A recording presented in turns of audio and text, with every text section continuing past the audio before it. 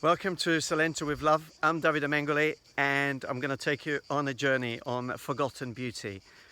The surrounding, a very spatial and peaceful location, which over the years or the centuries has gone through so many transformations.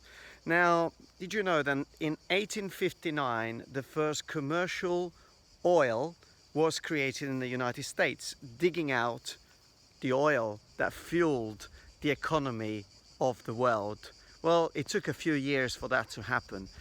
But before that, there was a different type of oil that was fueling the economy of some countries. And that oil was olive oil. Yes, olive oil, well, today perhaps we'll enjoy it on a salad, we'll enjoy it on when we cook some fantastic dishes. But the origins of olive oil are much older than that, and it was used for different type of usage. And we're going to talk about something very special, because today we're being granted access to a 14th century frantoio ipogeo. Now, can you imagine 14th century? Well, 14th century is what they tell us. We're going to go underground. Yes, underground. The reason why they're called ipogeo, it comes from a Greek word, ipogeo. Ipo, under, geo, earth.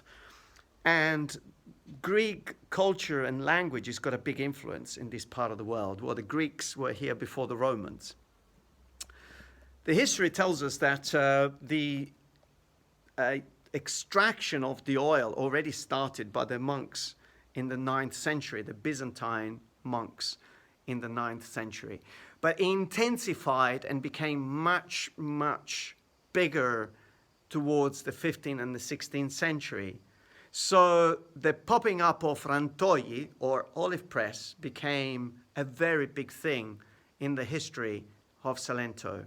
At one stage, Salento became the biggest producer of burning oil, to the point that the Pope, Gregorio XIII, granted an amnesty to the people that couldn't really go to Mass on a Sunday, because they were here working in these places. So that tells you how important he was for the economy. But we're going to talk a little bit more about the importance of the economy of olive oil in that time. So first of all, welcome to the Frantoio Ipogeo, and thank you very much to Masseria L'Astore that has granted us the opportunity to visit what I believe is one of the largest and best kept examples of frantoi here in Salento. These frantoi, they were the equivalent of an oil digging out oil in the middle of the desert. The amount of wealth that they were generating and work that they were giving to people was so important to the local economy of the 15th, 16th and 17th century until electricity came into play. So thank you very much to La Familia, or the family, the Benegiamo family. I had the privilege of meeting the person that bought this land, went through the massive work of restoring and digging out tons of material that have been accumulated underground for centuries, and returning to a full glory, what we're going to see today, which really only passion could do this, because these are not a way of generating wealth and generating revenue anymore. So only somebody with an incredible passion can do something like this, creating a legacy. And if anybody knows me, knows how important it is, the word legacy. We cannot go forward if we don't have the past. We need the past in order to move forward. This frantoio tells us so much about architecture. Now, I'm heavily involved in real estate here in Salento, and it's incredible when people say, wow, all these buildings, all these palazzi, why there's so many incredible and beautiful buildings here in Salento. Well, we're going to tell you why and where the wealth was generated from. So, we've just entered. We're going to go down the stairs. Before we go in, we have two rooms, one to our right and one to our left. And both rooms have a big fireplace. There's small rooms, probably about 10 foot square, and these rooms, they were not used by the people that work in the frantoio. These rooms, they are upstairs on ground level. These rooms were probably used by the people here meeting the merchants coming in to buy the oil, or probably working as a security guards, because yes, this was needed to be guarded. They were producing really green gold.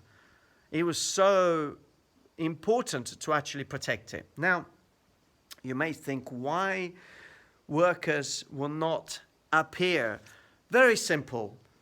The production of olive oil started round about the month of September, towards the end of the month. So olives were getting picked towards the end of September, but the production of the olive oil was going on until April. Obviously, olives were not getting collected anymore after the end of January or February. That was the end of the collection of the olives. But the production was still going on. Where were the olives? Well, the olives were kept in these cells. As we're going down the stairs, you can see on both sides, and there are plenty more cells. These rooms, which they all have an access with a chute up at the top. Let's see if we can see one. If we put our camera in here. Yes, can you see right in the middle? You can see there is a chute. There is a hole.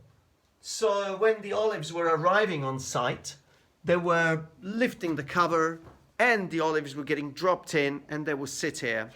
And this was happening in all these cells scattered all around the building. There were probably plenty more that haven't been found, but the idea was that the olives were getting collected and were kept here.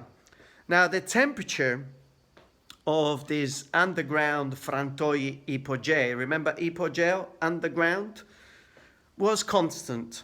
Even in the middle of the winter, when it was getting very cold and bitter in January, February, the temperature under here was 19 degrees.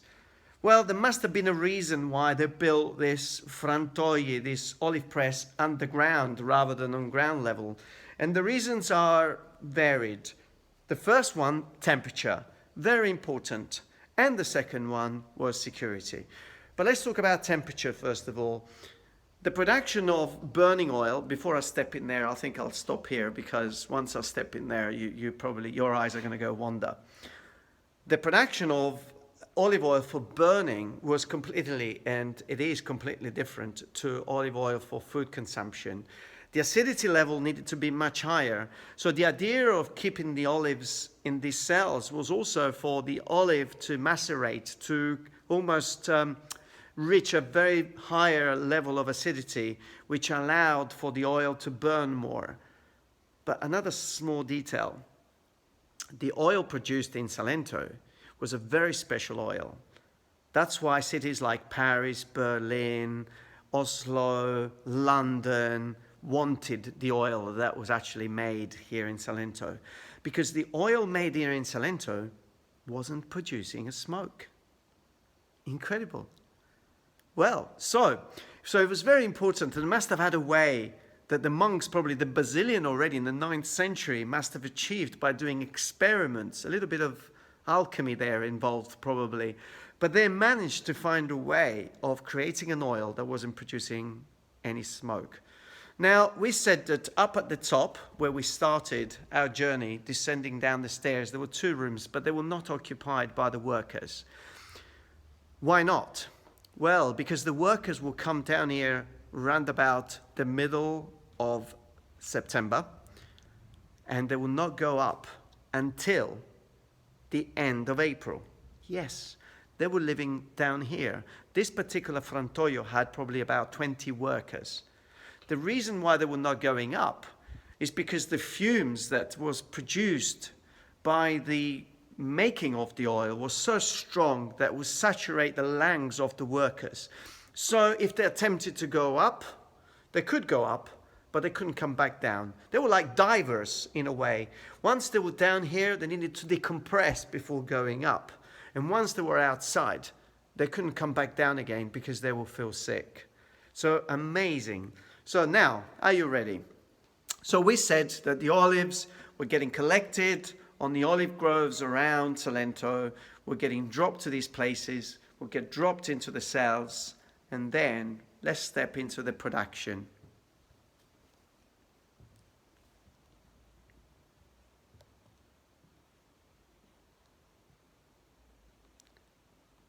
And it is wow.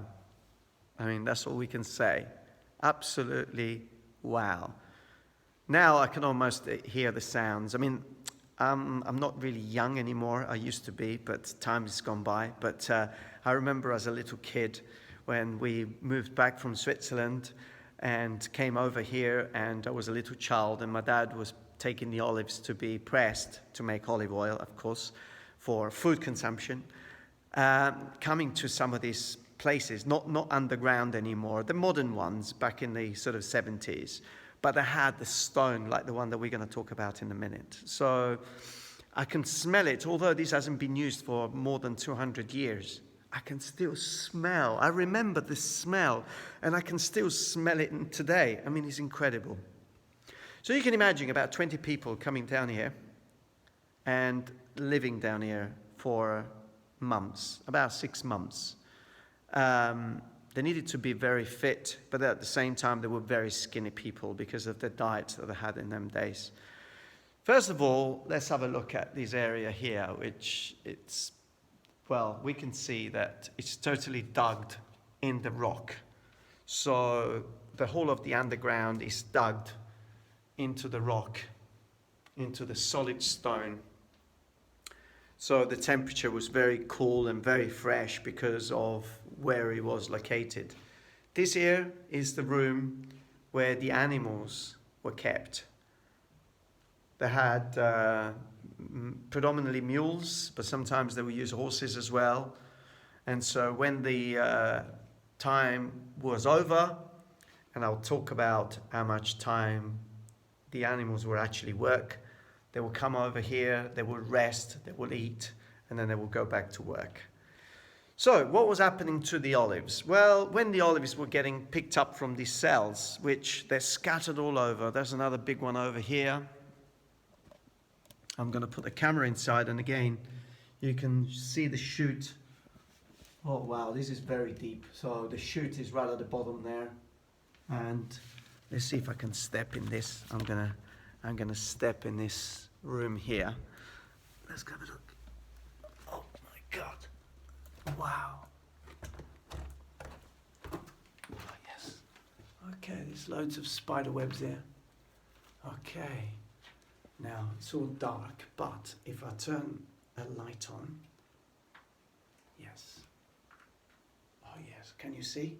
Right at the top there is a hole. So yes. A little bit like in buildings where they had coal chutes and in the street, and they used to lift the lid up and fill the hole with coal. Well, here the similar thing was happening, but they were getting filled with olives. And obviously the ones at the bottom were macerating, were going off and bringing the acidity level up. And the ones at the top were the new ones. And so they will pick them up from here and they will gradually continue to drop down. And let's get out of here first. Right. So what was happening to the oil? Well, the olives were getting picked up, collected. So you can imagine how busy this place was, picking the olives and bringing them to the presses. Now, these are the 2 presses that we have in this frantoio. Normally, a frantoio will only have 1, but this one is, look how big it is. It's very, very, very large. So I had loads of people working. So the olives were getting dropped in here, but interesting, this is actually an old wheel that has been recovered. Look at the size. It's just as big as me. Yeah, I'm tiny. No, well, I mean, probably 5 foot something, 170 something in centimeters. But look at the size of the wheel, a solid stone, hard rock wheel that was spinning around. The axle at the top holding it together was buried into the wall. You can sort of almost imagine how much pressure was going onto that axle at the top. Now, these wheels are a little bit newer and have been replaced, but olives were getting dropped in that section there. And that's where the big wheel would spin. The big wheel would spin around that. And then another wheel would spin in the opening over here. And so the workers would come and throw the olives directly on that little top area. Let's move it from over here so you can see more. Let's get it very clear. So the olives were getting dropped on this section here. Let's see if I can reach and show you. They were getting dropped here. This is where the olives were getting dropped. And that massive stone was spinning around those olives, that little area there. And the paste that was coming off was overflowing into this different area here, and another wheel would spin around right on the edge here, crushing the remaining olives, or the olives falling out from that section over there and crushing the paste. And then what was happening with the paste? Well, I'll tell you in a second. But how was this wheel spinning? Well, we said they used mules and horses. So the mule was attached to this, and this doesn't spin anymore, so we can't make this spin, but we can make him move a little bit. So this was going like that. They had to, you can imagine, going round and round and round and round like this for hours and hours and hours. Well, the shift of a man down here was about 6 hours. It was intense. The fumes, the smell was intense. The shift of an animal was about 2 hours. So the animal, every 2 hours, they would untie the animal, bring it to the stable over there, right at the end over there. There is another stable over here that we're going to check in a minute. And then the animal was fed, and he was resting, and then back to work again. How many times they went around? Millions. What do we have to show as a witness, as a sign that they went round thousands? Well, you see this glass that when Achille Beneggiamo did the refurbishment of this place here, bringing it back to life, he wanted to make sure that certain elements were kept so the story could be told and the legacy can be created. So he didn't limit himself to clean it all up. No, he did things to allow us today, in 2020, and for future generations to see really how hard the work was of the animal and the people. Now, if you look at this glass that has been positioned all the way around, creating these two beautiful circles, it looks like an art installation, really. I love it, because when I saw it the first time, for me, it was like almost looking at an installation. But what it did, what his thought was to preserve the original flooring, showing the signs of wearing. Now you can imagine hundreds and thousands of miles were done going around and round 6 months of the year, every year, for 250 years. Potentially this area was replaced, or at the end of every season, we don't know, I'm just assuming. But these animals went around and around and around, and the people were back and forward dropping more olives. Incredible. Now, before we go on to the production, there was a particular belief, a legend, which is very well known here in Salento, about a creature, small elves, yes, elves, that lived here, also called Scacciamureddu in Salento. So Scacciamureddu, it's all one word. They have different names. That's the first one that comes. Or Shakudji. Shakudji. Sounds Japanese, but it's not. It's interesting, isn't it? Shakudji. So these are elves, these little creatures. They were a little bit smaller than a gnome. They lived here. They protected the place. They were very cheeky, because they protected the place, but at the same time they played tricks on people. So the workers here that were resting for a few hours before starting their shift again, they're saying that sometimes they sat on their chest, putting pressure, not allowing them to breathe properly. At the same time, they say that if somebody was lucky enough to steal their hat, the precious hat that the elf was wearing, they would do anything to get their hat back. So they would tell him where the big pot of gold was hidden. And they would become very, very friendly. At the same time, they loved animals. They loved horses. They loved mules. And apparently they would be there combing them and tying the tails, making these beautiful threads. So this was the charcuterie and the beliefs. And apparently they were responsible for looking after the frantoi, looking after these places. So they were funny creatures. They would make people laugh, but at the same time they would scare people. What an interesting story. And people today, they still mention it and use it in so many different contexts, the charcuterie. They truly believe that these elves now live in the countryside and they guard the pot of gold. What I find incredible when I hear a story like this, that doesn't matter where I travel in the world, there are things that bring people together with similar legends and similar creatures. So anyway, the people, the work, very hard here underground. So when the paste was actually taken out from the press, was taken here. All these cells that we see on the side here, we have an example over there that we're going to see it in a minute. And all these cells were actually presses. So the oil was, the paste was taken to these presses, and these presses had layers, different layers, a little bit like probably if you've seen a press for grapes, for making wine, after it goes through different stages. So this was a second stage of the oil. After the paste was achieved, then this was a big press. There was a massive wooden axle going through here, which would allow them to tie this very tight. And the fisole, this, made with fiber. And each layer of the paste had one of those, and so there were probably many, many different layers here in the frame.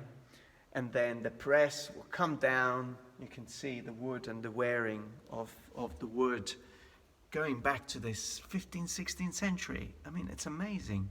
And this will come down, pressing. You see, this is looking at it from the top, how beautiful it is. What a beautiful piece of engineering as well. When you look at the shapes, I mean, when you look at that, like a gigantic corkscrew made in wood. So this will spin around, pressing, and the oil will come out. Let's remove that. The oil will come out into this area here. And then there is a hole. Let's see if we can get the oil. There is a hole just there. Can you see that? So the oil will drip into this cavity all the way around. And then from there we'll go into the hole. And from the hole we'll go into these wells. Now again, they've been protected with glass. Well, first of all, offering protection, but also being kept for many centuries. So what a beautiful way of conservation this is. So the oil would drip in there. But there was water in the oil, in the well. Why? Simple. Because oil floats. And so a way not to contaminate and to lose oil was to put water in the well. So the oil will drip and feed the water well, and the oil will go at the top. And then a very tiny person, a small person, was normally in charge of going inside and scooping the oil out. Yeah. So that's how the oil was collected. So it could be pure, it could be clean. Interesting is that some of the oil was actually sticking to the sides. And so when the well was completely empty, they were responsible for scraping this residue that was left onto the walls of the wall. And that material was sold to make soap. The very famous soap of Marseille started here in Salento with what Salento produced. So the production was simple. So the olives came, big holes on the ground, they were dropped in. People will collect the olives, feed them to the presses, going around for 6 months, going around for 6 months. Can you imagine? Incredible. These people could never go back upstairs to see daylight for 6 months. The animals couldn't go back upstairs to see daylight. They would just go around, 2 hours break, and then again go back around. The olive oil was collected and then sold. Wealth, incredible wealth. To the point that first of all, that in the end of the 17th century, the Harbor of Gallipoli had more than 70 boats arriving on a daily basis, filling up and taking oil. The oil that was fueling majority of the beautiful cities around Europe. This is a fact. But in 1741, Gallipoli, the city of Gallipoli, was nominated as one of the most important cities of the kingdom of Naples, which was the kingdom in charge in them days. That's incredible. After the city of Naples, you had Gallipoli, to the point that there are representation as well of Gallipoli, the Harbor of Gallipoli, in a beautiful painting that is actually in one of the museums in San Martino and Napoli. If you go to the museum in San Martino, you'll find a big painting, which was originally created for La Reggia di Caserta, but then moved to the museum in in Naples. But in 1741, Gallipoli was the Dubai of Europe. Yes, it was so wealthy. So when people come to Salento, and there is 97 towns, the biggest number of towns in the whole of Italy, are in Salento. The olive oil gives us a clue of why this happened. Because everywhere there was a frantoio, an oil press, there was wealth. Just in the city of Gallipoli, which is a small island, tiny, there were over 30 frantoi, 30 olive press, dug underground. Much smaller than this, probably catering for 5-6 people, but 30.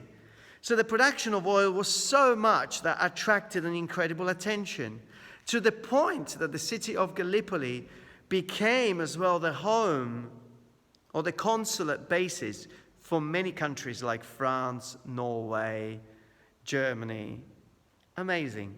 To the point that the olive oil of Gallipoli had a place in the London stock market. Olive oil from Gallipoli. Yes, just like oil today, the one that in 1859 in the United States, they dug out of the ground, and then we created an incredible wealth with oil that came from the ground. Before that, there was an incredible wealth that olive oil created here in Salento.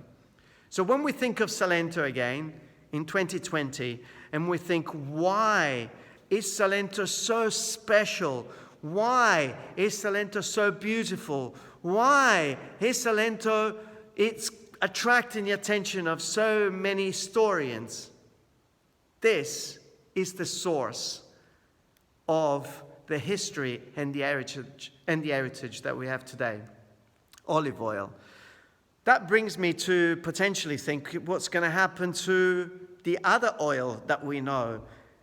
Is it going to be similar, perhaps, in 20, 30 years down the line with new technology, that we're going to be seeing oil wells in the middle of the desert becoming almost like museums, and we're going to tell our children and future generations that we pulled oil out of the ground to fuel cars and engines for hundreds of years? Well, maybe.